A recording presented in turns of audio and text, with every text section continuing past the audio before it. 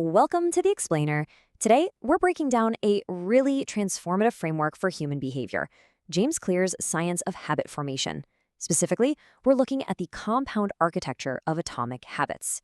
You know, if you've ever felt like you're putting in just massive effort to change your life, but you're seeing absolute zero results, trust me, you are not alone. The secret here? It isn't some grand, sweeping transformation.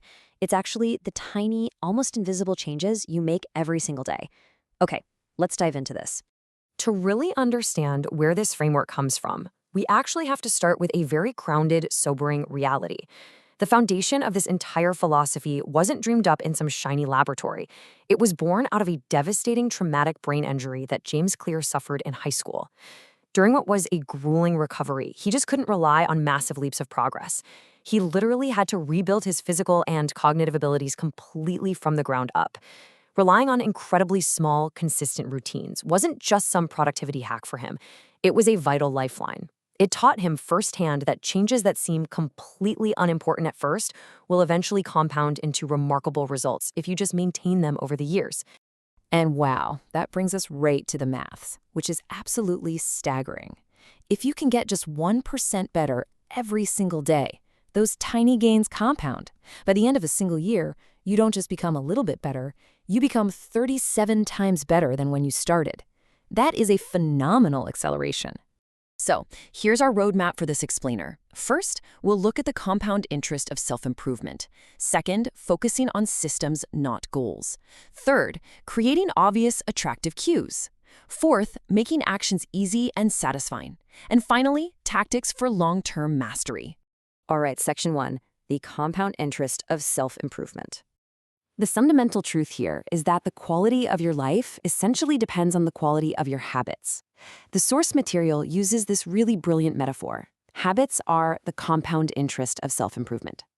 Just like money multiplies through compound interest, the effects of your habits literally multiply as you repeat them. But here's why this matters to us right now. This sword totally cuts both ways. Just as 1% daily wins compound into remarkable results, small daily errors, those tiny little excuses we make, they compound into toxic results. Time magnifies whatever margin you give it. Good habits make time your ally, but bad habits, they make time your absolute enemy. Moving into section 2, focus on systems, not goals. Before you can actually change your behavior, you need a major mindset shift. You have to shift away from what you want to achieve and focus entirely on who you wish to become. Now, what's really interesting about this slide is the stark contrast between these two approaches. Goals are completely focused on outcomes and results, but systems are focused on processes and identity. Think about it like this. If you're a coach, your goal might be to win a championship. Your system is how you recruit players, manage practices, and teach skills. If you completely ignored your goal and only focused on your system, would you still succeed? The answer is absolutely yes. Real behavior change happens at the level of identity. I really want you to take a second and absorb this profound realization from the source. We do not rise to the level of our goals, we fall to the level of our systems. Every single time you perform a small habit, it's like you're casting a vote for your new identity. You aren't just reading a book for 10 minutes. You're casting a vote that you are a reader. You aren't just going for a walk. You're casting a vote that you are an athlete. Now, to build those systems, we need to understand the biological habit loop that drives literally all human behavior. It happens in 4 distinct steps: cue, craving, response, and reward. The cue triggers your brain to initiate a behavior. The craving is the motivational force behind it. The response is the actual habit you perform. And the reward is the end goal that satisfies the craving. This loop is basically our mental map.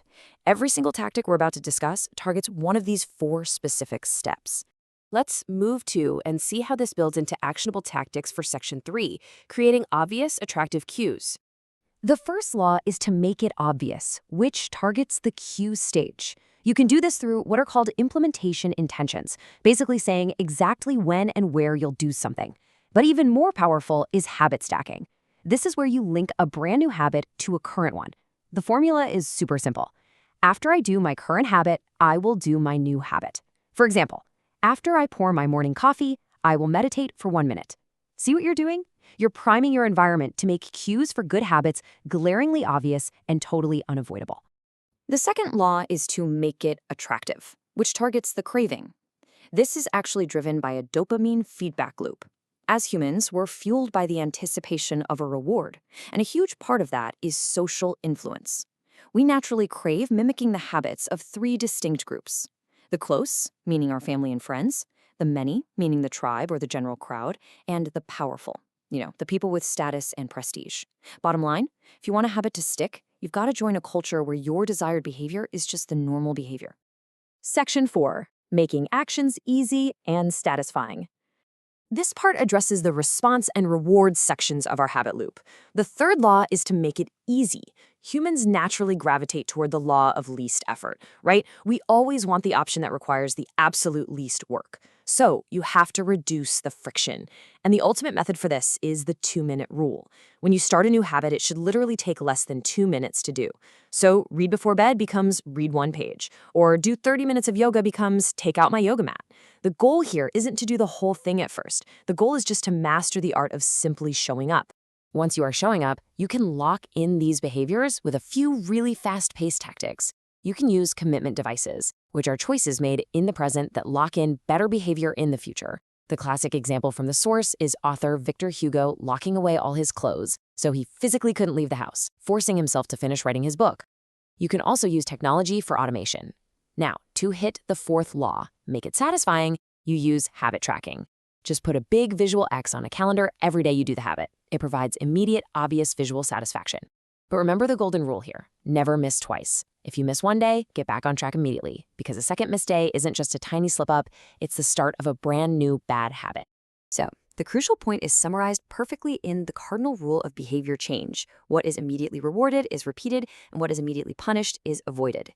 If you want to break a bad habit, you need to make it instantly painful or unsatisfying. This is exactly how habit contracts and accountability partners work. They leverage this rule by adding an immediate social and sometimes even financial cost to your bad habits. Because let's be honest, knowing someone is watching changes your behavior real fast. All right, our final section, tactics for long-term mastery. Over time, even the very best systems are going to face a massive hurdle, and that hurdle is boredom. So how do we sustain the system when the initial excitement fades? Well, first we have to ask a kind of difficult question. Do genes matter? The clear answer from the source material is yes, for sure, but not in the way you might think. Genes do not determine your destiny, but they absolutely dictate your areas of opportunity. The secret to long-term success is choosing the right field of competition that aligns with your natural abilities and personality. Habits are just so much easier to perform and much more satisfying to stick with when they naturally fit who you are. And this brilliantly illustrates the next requirement for mastery: the Goldilocks rule. To stay motivated over the long haul, you need to work on tasks of just manageable difficulty. Not so hard that you get completely discouraged and quit, but not so easy that you just get bored out of your mind. You need to be right on the edge of your current abilities. And to prevent yourself from falling into a rut of mindless repetition, top performers use systems like an annual review to evaluate their progress, reflect, and make active course corrections. As we wrap up this explainer, I really want to leave you with this final, provocative thought. Just take a look at your own life right now. Are you treating success as a finish line to cross? Or are you treating it as an endless system to refine? Because the reality of atomic habits is that there is no final destination. It is a lifelong process. But through thousands of tiny 1% improvements, by focusing on who you are becoming rather than what you're achieving, you hold the architectural blueprints to truly remarkable transformation. Thanks so much for joining me on this explainer, and I'll catch you next time.